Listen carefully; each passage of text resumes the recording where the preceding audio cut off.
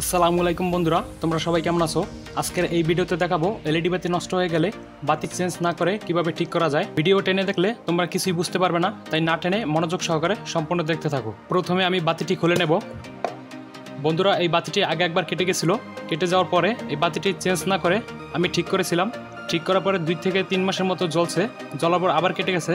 এই বাতিটা আবার কিভাবে ঠিক করা যায় তা তোমাদের দেখাবো। বন্ধুরা, এখানে যে কয়টা বাতি আছে তোমরা প্রত্যেকটা বাতির দিকে লক্ষ্য রাখো যে শুধুমাত্র একটা বাতি কালো হয়ে গেছে।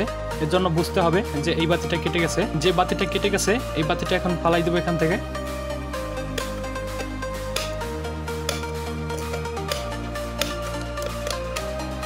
বন্ধুরা, যে বাতিটা উঠিয়ে ফেলেছি এটা এখন সোল্ডারিং করে 2 মাথা শর্ট করে দেবো।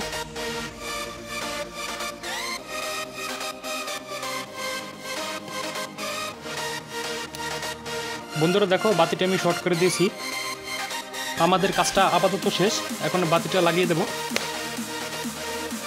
এটা এখন চেক দেব যেটা জ্বলে কিনা। বন্ধুরা দেখো, বাতিটা ওকে হয়ে গিয়েছে। বন্ধুরা, ভিডিওটা তোমাদের কাছে ভালো লাগলে লাইক দাও, আর চ্যানেলটিতে নতুন হলে সাবস্ক্রাইব করে পাশে থাকা বেল বাটনটি বাজিয়ে দাও। ভিডিওটি দেখার জন্য অসংখ্য ধন্যবাদ।